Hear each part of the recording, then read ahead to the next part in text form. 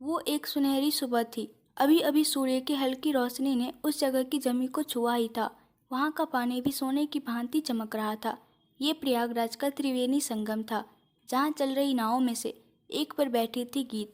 यहाँ से वो दृश्य भी नजर आ रहा था, जहाँ तीन नदियाँ गंगा, यमुना और सरस्वती आकर मिलती है। गंगा और यमुना का पानी का मिलन ऐसे दिखाई देता था जैसे वो मिलकर भी ना मिली हो।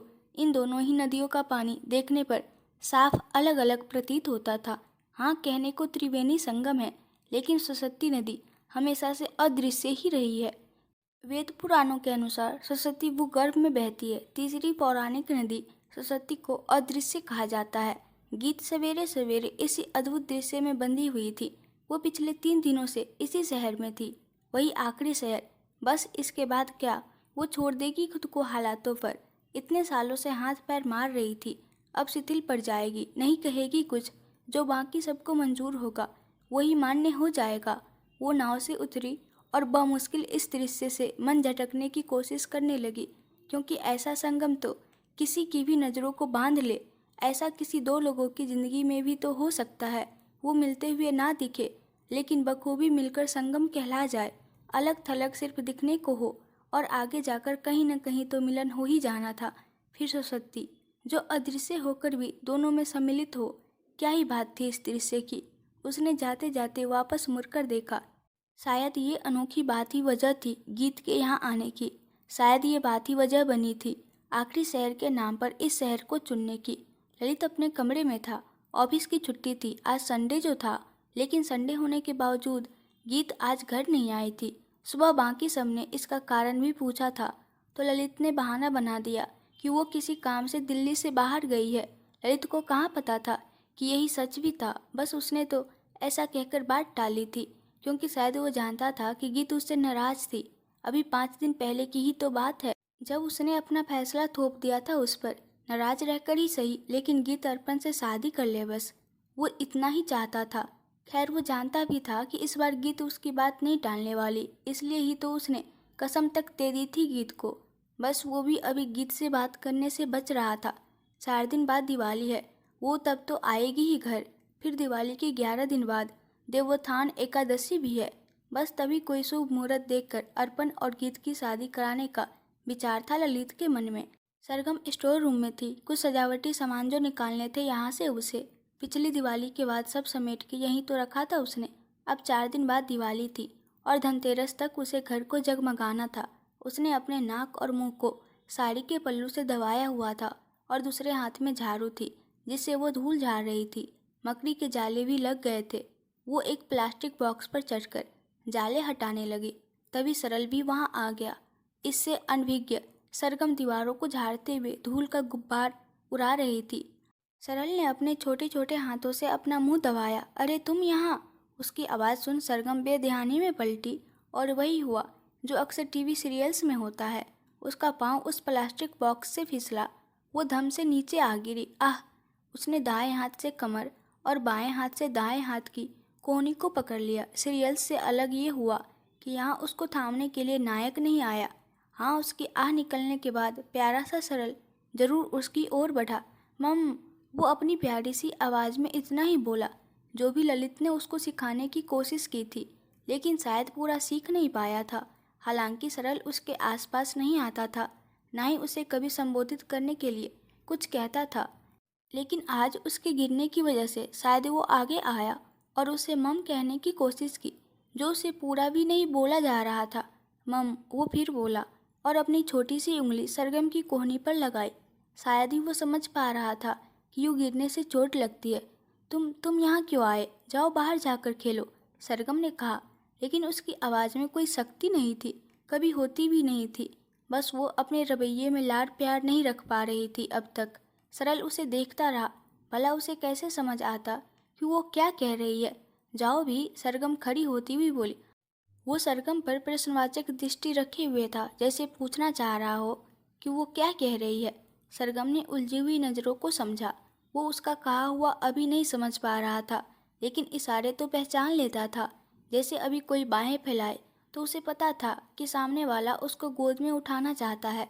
तो सरगम ने भी पहली दफ़ा कोशिश की, नहीं गोद में लेने की नहीं, उसने एक हाथ से दरवाजे की तरफ इशारा किया और कहा, बाहर जाकर खेलो। सरल ने उसे देखा, फिर मुंह में उंगली दबाए दरवाजे की तरफ मुड़ गया। शायद अब उसे समझ आया कि वो उसे बाहर जाने को कह रही है।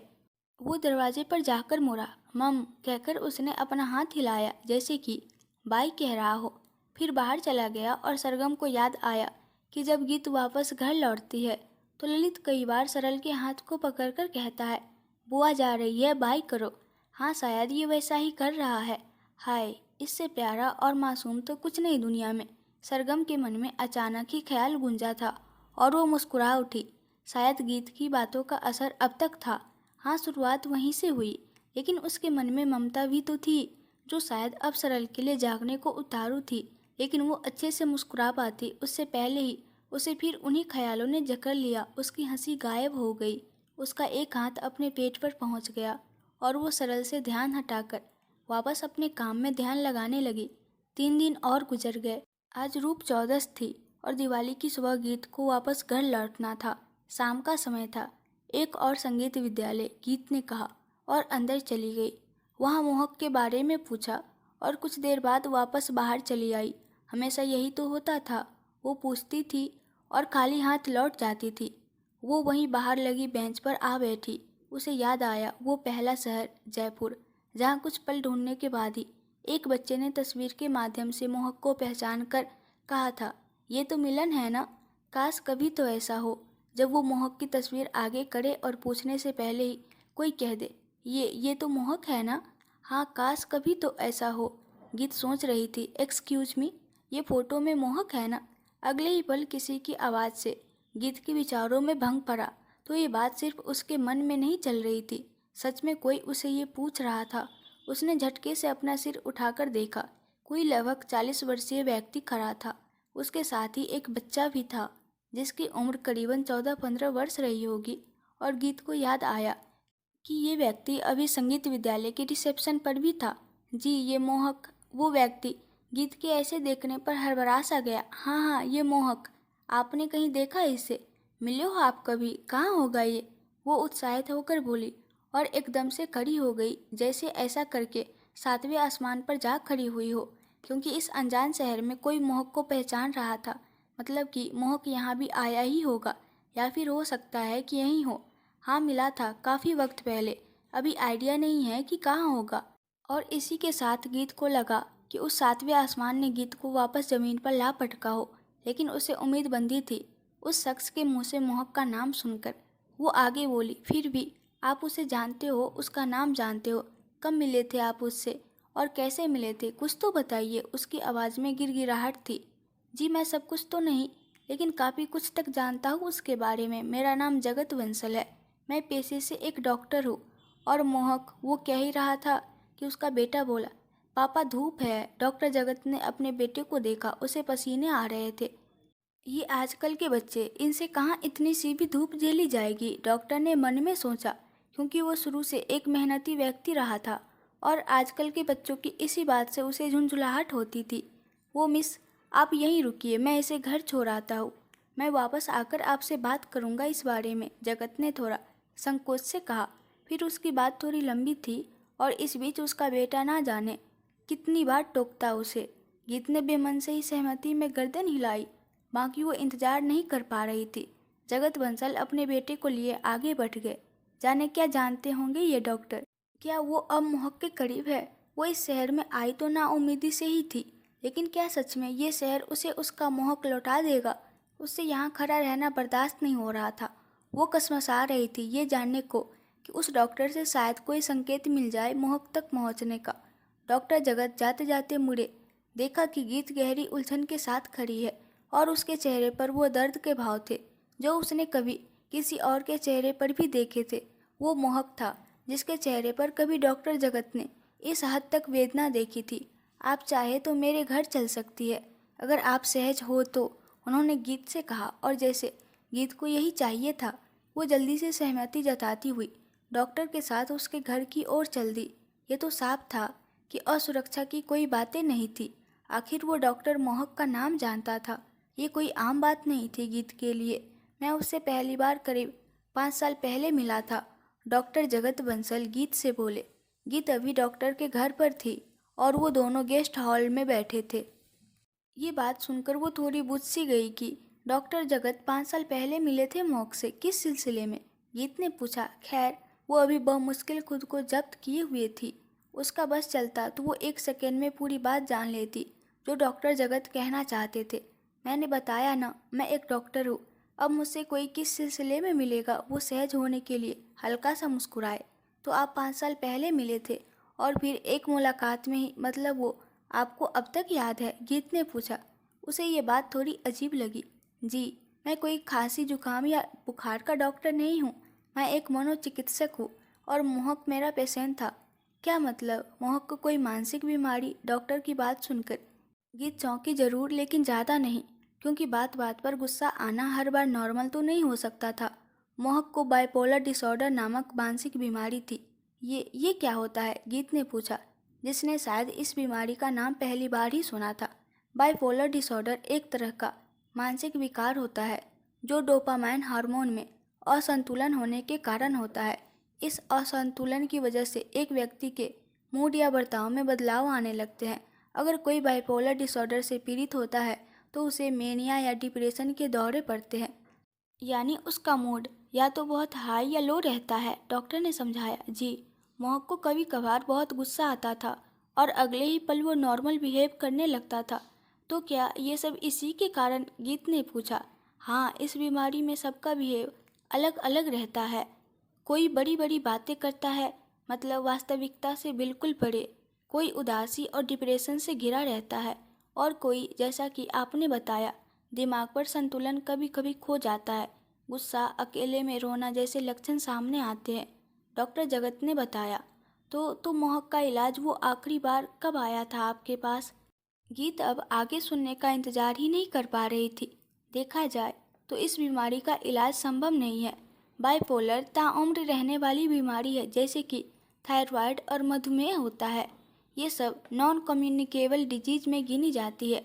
इन बीमारियों पर आप नियंत्रण पा सकते हैं और सामान्य जीवन जी सकते हैं, लेकिन इन्हें पूरी तरह खत्म नहीं कर सकते। डॉक्टर ठीक वैसे समझा रहे थे जैसे किसी पेशेंट से बात कर रहे हो। और नियंत्रण में कैसे? गीत ने ऐसे पूछा जैसे मोहक उसके बगल में बैठा हो और वो डॉक्टर से पूछकर उन्हें आश्वस्त करना चाह रही हो कि अगर उसके बस का हुआ तो वो मोहक को ठीक कर देगी। इस डिसऑर्डर के मरीजों का किसी भी तरह के रचनात्मक काम में शामिल होना उनकी मदद कर सकता है। खैर, मोहक 2-2.5 साल तक मेरा पेशेंट रहा था और वो अकेला ही सलाह के लिए आता था, लेकिन अफसोस वो सिर्फ दवाइयों पर निर्भर रहा, जिससे कोई सुधार नहीं हो सका। डॉक्टर जगत ने अपना चश्मा उतार कर कहा। उनके चेहरे से समझ आ रहा था कि एक मरीज के तौर पर ही सही, लेकिन मोहक से उनका मन जुड़ गया था। तभी तो वो याद था उन्हें। दवाइयों पर निर्भर मतलब इस बीमारी को मेडिसिन से कंट्रोल नहीं किया जा सकता? गीत ने पूछा। ये बीमारी मोहक से जुड़ी थी। वो जानने की कोशिश कैसे ना करती? होता है, लेकिन अस्थायी रूप से। वैसे इस बीमारी में दवाई से ज़्यादा मरीज को देखभाल और प्यार की ज़रूरत होती है। इसमें कई बार लोग बहुत गलत फैसले ले लेते हैं, लेकिन जब वो सामान्य होने लगते हैं तो उन्हें अपनी गलती का एहसास और पछतावा होता है, डॉक्टर ने बताया। और गीत के दिमाग में वो बात आई जब उसने मोहक का खत पढ़ा था, जिसमें मोहक ने लिखा था कि वो अपने गुस्से में सब कुछ छोड़ गया, लेकिन जब होश आया तो पता चला कि क्या कर बैठा है वो। हाँ, मोहक को पछतावा था इस बात का, लेकिन वो अपनी इस बीमारी के चलते फिर कभी नहीं लौटा। गीत ने मन ही मन सोचा।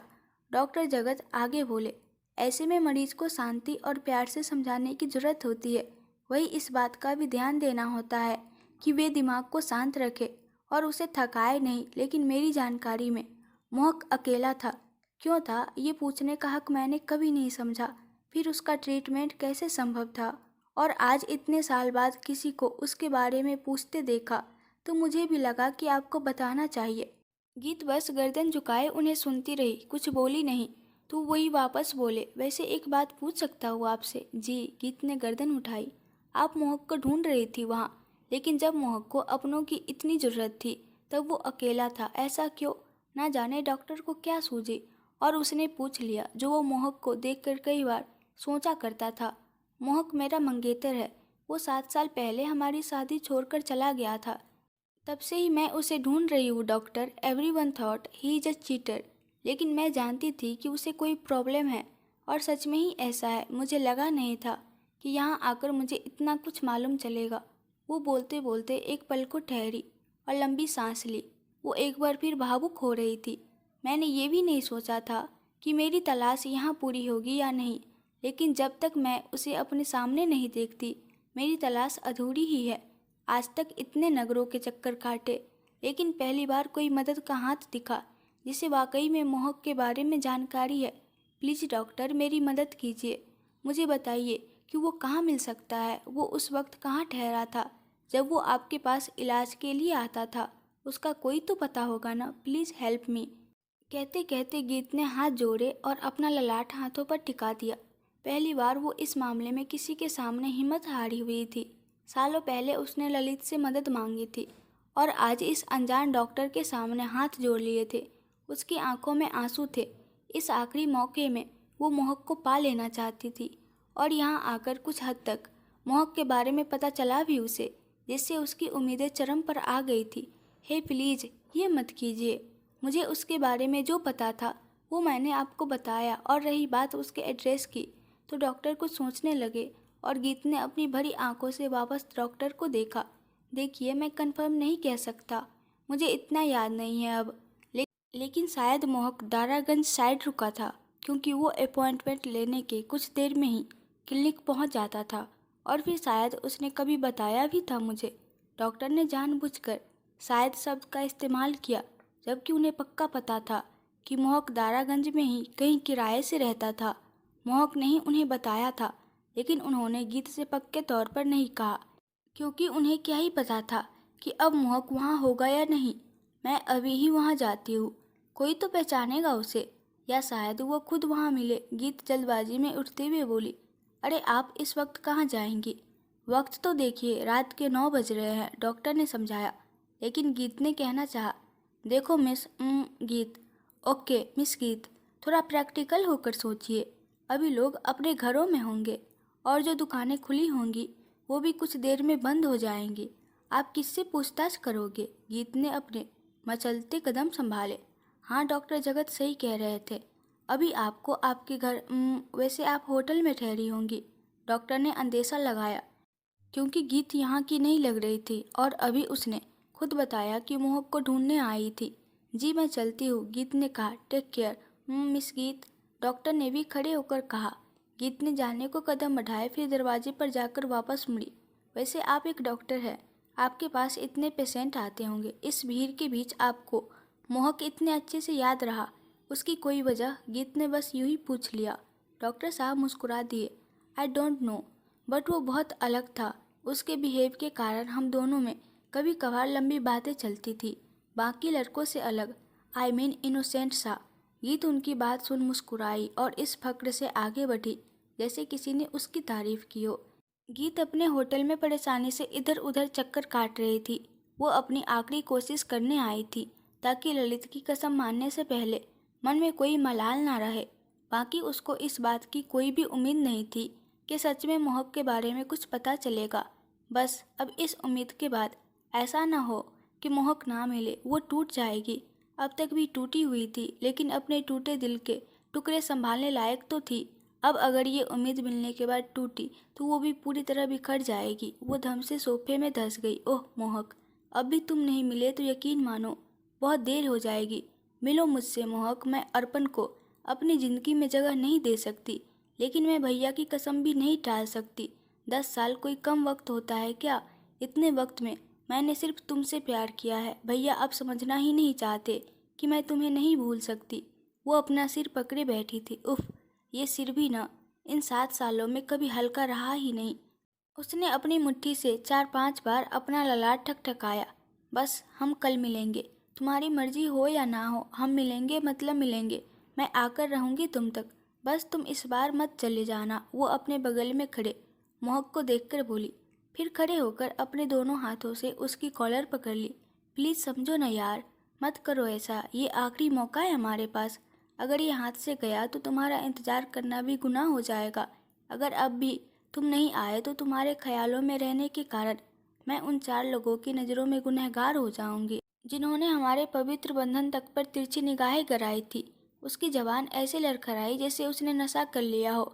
वो कुछ नहीं बोला तो गीत उसके सीने से लगने को हुई और बिस्तर पर गिर पड़ी। फिर अपना चेहरा बाजुओं में छिपा लिया। ये तो हर बार ही होता था ना। मोहक होता तो गिरने से रोकता ना। वो अब बिल्कुल भूल चुकी थी कि कल दिवाली है और उसे घर भी जाना है। जी 1 मिनट भैया, क्या आपने इसे कहीं देखा है? सुनिए, क्या आप इसे जानते हैं? ये फ़ोटो देखिए, इसका नाम मोहक है। क्या आप इससे कभी मिले हैं? गीत इस वक्त दारागंज की गलियों में थी और वहीं हर छोटी बड़ी दुकान और यहाँ वहाँ घूम रहे लोगों से सवाल कर रही थी। काफ़ी लोगों को रोककर पूछ चुकी थी, लेकिन कोई पहचान नहीं रहा था। सुबह से दिन हो चुका था। बाजार आज पूरा सजा हुआ था। ये कहना गलत नहीं होगा कि दिन में भी दुकानें चमक रही थी। हर दुकान में दिए पटाखे और घर के सजावटी सामान बिक रहे थे। पूरा बाजार ग्राहकों से अटा भरा था। इस बीच कुछ लोग तो गीत के सवालों पर ध्यान दे ही नहीं रहे थे, लेकिन गीत लगी हुई थी। उसको सजा हुआ बाजार जैसे नजर ही नहीं आ रहा था। उसे बस वहाँ आते जाते लोग दिखाई पड़ रहे थे, जिनमें से शायद कोई तो मोहक को जानता ही होगा। उसके दिमाग में कहीं भी ये बात नहीं थी कि आज दीपावली का त्योहार है और इस वक्त उसे अपने घर होना चाहिए, अपने परिवार के बीच। जी 1 मिनट रुकिए, वो किसी अगले व्यक्ति से पूछने लगी। उधर दिल्ली में ललित अपना फ़ोन कान से लगाए खड़ा था। बेल जा रही थी लेकिन कोई जवाब नहीं आया। ये गीत फ़ोन भी नहीं उठा रही। इतना नाराज़ है क्या? वो फ़ोन देखते हुए अपने आप से बोला। लगा क्या दीदी का फ़ोन? सरगम कमरे में आती हुई बोली। नहीं, वो उठा नहीं रही है, शायद बिजी होगी। तुम्हारा फ़ोन देना, उससे ट्राई करता हूँ, ललित ने सरगम से कहा। लेकिन बिजी होंगी तो मेरे फ़ोन से कॉल करने पर भी कैसे उठाएंगी? सरगम ने अपना फ़ोन ललित की तरफ बढ़ाते हुए कहा। ललित ने उसकी बात का जवाब नहीं दिया। उसे लग रहा था कि गीत बिजी नहीं है, वो उससे नाराज़ है, जबकि सच्चाई कुछ और ही थी। गीत जल्दबाजी में अपना फ़ोन होटल के रूम में ही भूल गई थी। नहीं, उठा नहीं रही है कॉल वो, ललित सरगम से बोला। हाँ तो वही तो मैं कह रही हूँ, वो बिजी होंगे। नहीं तो आपका ही कॉल उठा लेते, सरगम ने कमरे से बाहर निकलते हुए कहा। आज उसे बहुत काम था और फिर मार्केट से दिवाली पूजा का सामान भी तो खरीदना था। ललित को कुछ नहीं सूझा तो वो गीत के फैशन हाउस के लिए निकल गया। उसके अनुसार गीत भले ही नाराज रहे, लेकिन त्योहार के दिन उसको परिवार के बीच रहना चाहिए। उसे कहाँ पता था कि गीत प्रयागराज में है। एक्सक्यूज मी आंटी, गीत ने एक औरत को रोका जो वहीं बाजार में सामान खरीदने आई थी। हाँ बोलो, उस भारी भरकम सी महिला ने गीत की तरफ देखा। यह तस्वीर देखिए, क्या आपने इसे कहीं देखा है? गीत ने मोहक की तस्वीर आगे की। ई फोटो देखकर उस महिला की भव्य तनी। ई तो मोहक है, वो एकदम से बोली। मोहक नहीं, मोहक। गीत मोहक का गड़बड़ाया नाम सुनकर थोड़ी चिढ़ी। फिर उसका ध्यान गया कि उन्होंने जैसा भी कहा, लेकिन मोहक का नाम लिया है, मतलब ये उसे जानती है। हाँ मोहक, मोहक। कहाँ देखा आपने इसे? गीत एकदम से इतनी उत्सुक नजर आई कि जैसे अब तो मोहक तक पहुंच ही गई हो।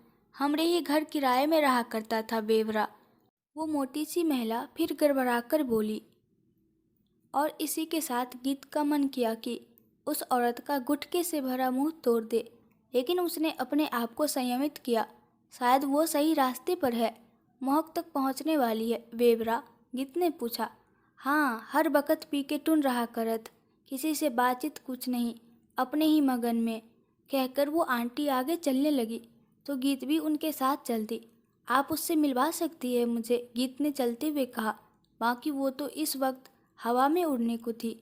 अब कहाँ, उसको तो ले गए उसके ससुराल वाले। हमरा 1 महीने का किराया भी नहीं दिया वो, लेकिन हम भी हम हैं, उसका सामान दबोच लिए, वो महिला गुटखा थूक कर बोली और ऐसे मुस्कुराई जैसे सामान हड़प कर उसे भारत रत्न मिल गया हो। ससुराल वाले, गीत अजीब से स्वर में बोली। एक तो मोहक के नाम से उसकी सांसें उखड़ी हुई थी, ऊपर से ये अजीब औरत ना जाने कितना घुमा के बात कर रही थी।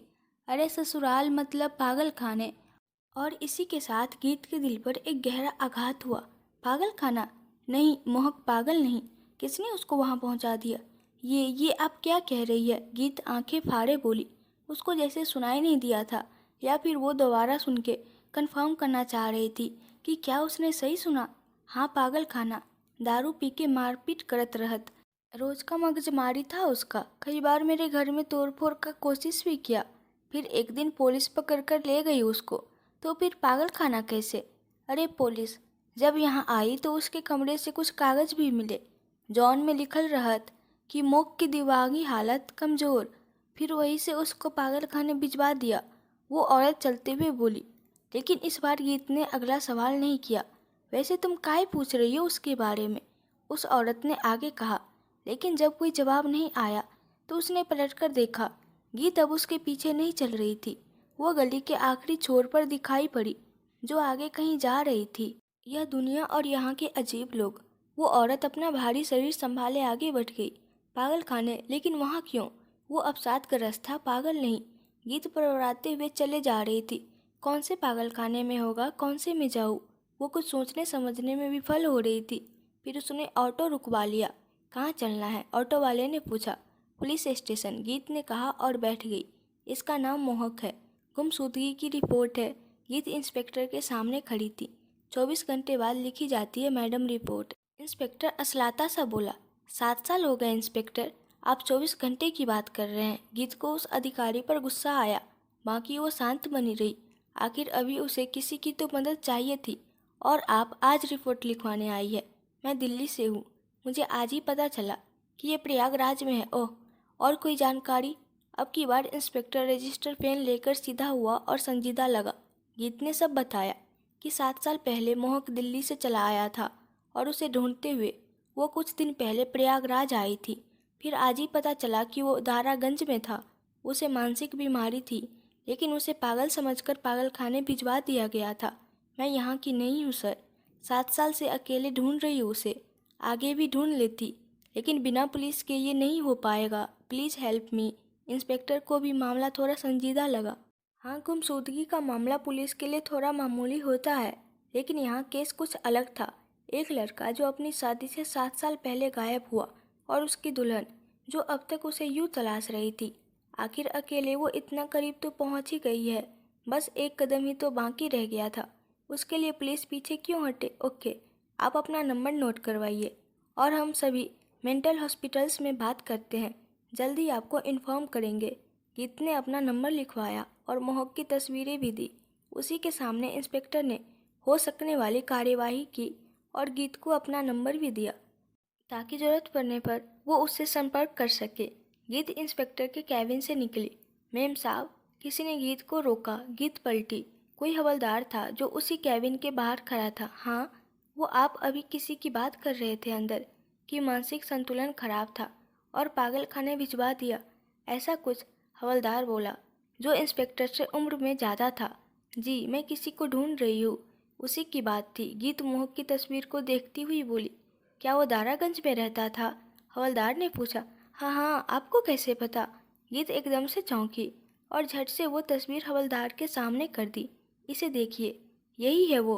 कुछ जानते हैं आप इस बारे में? वो मुझे शक्ल तो याद नहीं, लेकिन था एक ऐसा केस करीब 2-2.5 साल पहले। हवलदार कुछ याद करता हुआ बोला और इसी के साथ गीत को भी याद आया। डॉक्टर जगत बंसल ने उसे बताया था कि मोहक 2.5 साल पहले तक उनके पास इलाज के लिए जाता था। मतलब वो उसके बाद में इसलिए नहीं जा पाया क्योंकि कुछ लोगों ने उसे पागल करार दे दिया था। ये सब आपको कैसे पता? वो लड़का उधर मोहल्ले में हल्ला मचाए रखता था कुछ दिनों से। फिर एक दिन मकान मालिक ने कंप्लेन किया था। इन साहब से पहले जो इंस्पेक्टर थे वही गए थे पकड़ने, और साथ में मैं भी था। हवलदार अब भी दिमाग पर जोर देता महसूस हो रहा था। आपको याद है? मतलब ये थोड़ी अजीब बात नहीं है? आपको दिन भर में कितने की केसेज के मामलों में जाना पड़ता होगा, ऐसे में आपको इतना मामूली सा और पुराना मामला याद रह गया? गीत बोली। उसको वाकई ये बात काफ़ी अजीब लगी। हाँ, डॉक्टर बंसल के मामले में भी ऐसा ही था, लेकिन मोहक उनका पेशेंट था, तो वहाँ डॉक्टर का उसे पहचानना मामूली बात थी, लेकिन यहाँ। गीत सोच ही रही थी, क्यों हवलदार बोला। वो जब उसको पकड़ कर लाए तो किसी तरह पता चला कि उसे कोई मानसिक तनाव है। फिर इंस्पेक्टर साहब तो उसे पागल खाने ही भेजना चाहते थे। लेकिन क्या मतलब मोहक पागल खाने में नहीं है? गीत बीच में बोली। ये फिर एक नया एंगल था। उसे समझ नहीं आ रहा था कि कौन सी भावना व्यक्त करे, चौंके, खुश हो जाए। या फिर अभी अपनी धड़कनों पर काबू करने की कोशिश करे। जी यही तो वजह है कि मुझे याद है जब इंस्पेक्टर उसे पागल खाने भेजने की बात कर रहे थे, तब मैंने ही उन्हें किसी और जगह का नाम सुझाया था, क्योंकि इतनी समझ तो मुझ में भी थी कि वो लड़का पागल नहीं था। कहाँ भेजा आपने उसे? गीत ने अपनी सांसों को रोककर सीमित शब्दों में पूछा। शायद इसी पल का इंतजार था उसे, पिछले 7 सालों से। जब कोई कहे कि उसको पता है मोहक कहाँ होगा, उस जगह पर दिमागी रोगियों का लंबा आयुर्वेदिक उपचार चलता है। रुकिए, मैं आपको वहाँ का पता लिख देता हूँ। वो हवलदार थाने में रखी मेज की ओर चला गया और गीत खड़ी रही। अब उसकी सांसें और धड़कनें सामान्य से तेज थी। मैं आ रही हूँ मोहक, उसके मन में गूंजा। लेकिन क्या मोहक मिलेगा? हाँ, अब तो मिलेगा। अब तो शायद भगवान भी थक गया होगा गीत की परीक्षा लेते लेते। और वैसे भी भगवान उसकी मदद करते हैं जो खुद कोशिश करते हो। तो गीत ने कोशिशों में कोई कमी छोड़ी ही कहाँ थी। गीत बूथ बने खड़ी थी। तभी हवलदार आया। लीजिए मेम साहब। उसने एक पर्ची आगे की, लेकिन गीत ने जैसे कुछ सुना ही न था। उसकी आंखों के सामने तो वो दृश्य चल रहा था जिसमें वो मोहक से जा मिली थी, उसके गले लगकर रो पड़ी थी। मेम साहब, हवलदार हल्की तेज आवाज़ में बोला। हाँ हाँ, उसे होश आ गया। ये वहाँ का एड्रेस। हवलदार ने पर्ची उसे पकड़ा दी। गीत ने उस कागज़ के टुकड़े को एक नज़र देखा। बहुत शुक्रिया आपका, बहुत बहुत शुक्रिया, वो बोली और हवा की तेजी से निकल गई। ललित ने अपनी मुट्ठी दूसरे हाथ की हथेली पर दे मारी। शाम हो आई थी। गीत ना तो घर आई थी और ना ही अपने फैशन हाउस पर थी। उसके घर पर ताला लगा था। ललित ने साधना यानी कि एलेंटा को कॉल लगाया तो पहले तो उसने बहाना बनाने की कोशिश की, लेकिन दिवाली के दिन उसका बहाना काम कैसे आता? ललित ने थोड़ा परेशानी से पूछा तो साधना ने बता दिया कि गीत काफ़ी दिन से दिल्ली से बाहर है और वो कई बार ऐसे ही कहीं न कहीं जाते रहती है, लेकिन उसे नहीं पता कि गीत किस काम से जाती है। ललित अब परेशानी से गीत के घर के बाहर खड़ा था। क्या करे, कहाँ गई होगी गीत और कहाँ जाती है हर बार? किसको पता होगा, किसको? अचानक ललित के दिमाग में उदय का नाम गूंजा। हाँ, भले ही वो गीत से बड़ा था, लेकिन दोस्तों में सबसे खास भी वही था जिसे गीत बहुत मानती थी। शायद उदय जानता हो। सोचते हुए ललित ने अपना मोबाइल निकाला और उदय का नंबर खंगालने लगा। हेलो उदय, हैप्पी दिवाली मैन, उधर से उदय चहकता हुआ बोला। बाहर में गई दिवाली यार। गीत कहाँ है? गीत तेरे घर होगी या अपने घर? नहीं है, तभी तुझे कॉल लगाया है। साधना से पूछना, उसके साथ होगी काम के मामले में। हाँ, पूछा उसी से। उसने बताया कि गीत दिल्ली में नहीं है और पहली बार नहीं, वो हर 2-3 महीने में दिल्ली से बाहर जाती है। क्यों? ललित ने सीधे सवाल किया, जैसे जानता हो कि उदय के पास इसका जवाब होगा। क्या कह रहा है तू? उदय चौंकने की कोशिश में बोला, लेकिन उसकी आवाज़ ने यह साबित कर दिया था कि वो जानता है गीत के बारे में। ड्रामा बंद कर यार, मैं ऑलरेडी बहुत परेशान हूँ। बता कहाँ है गीत? वो कॉल भी नहीं उठा रही है मेरा। ललित अब थोड़ा गुस्से में बोला, मुझे सच में नहीं पता यार। हाँ, इतना जानता हूँ कि वो मोहक को ढूंढने गई होगी। उदय ने सच बताया, क्योंकि अब तो गीत का सच वैसे भी बाहर आ ही जाना था। क्या? ललित चौंका। ये तो बिल्कुल अलग बात थी जिसकी ललित को भनक तक नहीं थी। हाँ यार, आज नहीं, वो कई बार जाती है, अलग अलग शहर। बट ट्रस्ट मी, मुझे नहीं पता कि वो अभी कौन से शहर में होगी। उदय बोला, और तूने मुझे बताना भी जरूरी नहीं समझा? ललित झुंझला के बोला। ललित यार, उदय कुछ बोलने को हुआ, लेकिन ललित ने कॉल काट दिया। रात हो गई थी। हर तरफ दिवाली की चकाचौंध थी। हर घर जगमगाया हुआ था। हर तरफ आतिशबाजी थी। बच्चे गलियों में पटाखे छोड़ रहे थे। आज हर कोई नए कपड़े पहने अपने आप को किसी सियासत का राजा महाराजा महसूस कर रहा था। लड़कियां अपना लहंगा संभाले फुलझड़ियाँ जला रही थी, तो वही लड़के हाथों में बड़े बड़े बम लेकर जलते ही उन्हें फेंक दे रहे थे। फिर वही धमाके जैसी आवाज़ होती तो कुछ बच्चे सहम जाते और कुछ उस आवाज़ का मजा लेकर तालियां बजाते। इन सब के बीच गीत को एहसास हो आया था कि आज दिवाली है, आज रोशनी का त्योहार था। हाँ, वो तो भूल ही गई थी। आज तो उसे अपने परिवार के साथ होना चाहिए था। नए कपड़े पहनकर दियों से घर को रोशनी करना चाहिए था। लेकिन क्या मतलब था उस रोशनी का जिसमें वो बस अपने परिवार के लिए बाहर से रोशन रहा करती थी? अंदर तो बस अंधकार पसरा पड़ा था। नहीं, अब बस वो लगभग पहुंच ही गई थी अपने जीवन के उजियारे तक। वो आ पहुंची थी उस मानसिक आयुर्वेदिक केंद्र तक जिसमें काफ़ी हद तक संभावना थी मोहक के मिल जाने की। वो अंदर बढ़ी, लेकिन एक्सक्यूज मी, आप अंदर कहाँ जा रही है? ऐसे यहाँ कोई बिना परमिशन के अंदर नहीं जा सकता, एक आदमी की आवाज़ आई। वो यहाँ के मैनेजर्स में से एक था। मुझे किसी को ढूंढना है। गीत ने उस आदमी की तरफ देखा भी नहीं, बस उस केंद्र को सूनी आंखों से देखती हुई बोली, देखिए, ये कोई पब्लिक प्लेस नहीं है, ये मानसिक रोगियों का केंद्र है। यहाँ कुछ लोग आपको नुकसान भी पहुँचा सकते हैं। सर, ये यहाँ होगा, मुझे बस उसको ले जाना है। गीत ने तस्वीर आगे की, लेकिन उस शख्स ने उसे इग्नोर किया। देखिए, कोई काम है तो सुबह आइएगा, वो आदमी बोला, और बिना गीत का जवाब सुने अंदर चला गया। सुबह क्यों? दिवाली तो आज है। गीत बड़बड़ाई और अपने फ़ोन से इंस्पेक्टर को कॉल लगा दिया। पापा, बूम, नन्हा सरल अपने छोटे हाथों को फैलाता हुआ बोला। वो आतिशबाजी देखकर खुश हो रहा था। उसने कुर्ता पैजामा पहना था और छोटी छोटी जूतियाँ। हाँ मेरा बेटा, वो वहाँ देखो, बूम बूम, ललित ने उसके गाल को छूकर मुस्कुराते हुए कहा, फिर एक छोटी सी फुलझड़ी जलाकर उसके हाथों में पकड़ा दी और खुद भी उसका हाथ पकड़कर गोल गोल घुमाने लगा ताकि फुलझड़ी सरल के कपड़ों से दूर रहे। आज दिवाली होने के बावजूद ललित का मन खुश नहीं था। गीत वापस आएगी तो इस बारे में बात करेगा वो उससे। क्या मतलब था ऐसे भटकने का? खैर, गीत उसकी कसम नहीं तोड़ेगी, ये वो जानता था। वो अर्पण से शादी जरूर कर लेगी। नहीं, अब वो देर नहीं करेगा, बस गीत वापस आ जाए, जल्द से जल्द उसे फैसला लेना होगा। ललित अपनी सोच में गुम ही था कि ललित क्या कर रहे हो? सरल बच्चा है, उसे लग जाएगी। सरगम की चिंता में घुली आवाज़ आई। ललित ने देखा कि ये सब सोचते हुए उसने सरल का हाथ छोड़ दिया था। सरगम ने सरल के हाथ से फुलझड़ी ली और छत के दूसरे सिरे की तरफ फेंक दी।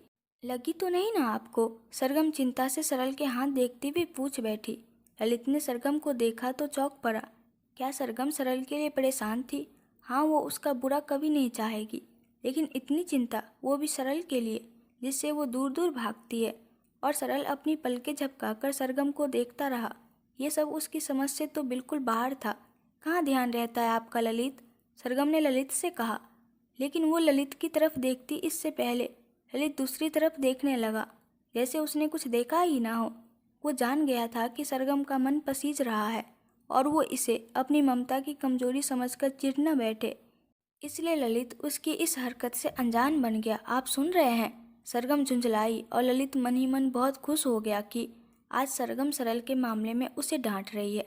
लेकिन उसने अपनी खुशी छिपाई और व्यस्त दिखने का नाटक करता हुआ बोला, अरे यार, मैं कुछ सोच रहा हूँ, मुझे सोचने दो। और वो पूर्णतः अनजान बनते हुए छत से नीचे चला गया। सरगम ने अब सरल को देखा। वो अब भी अपनी प्यारी प्यारी आंखों से उसी को देख रहा था।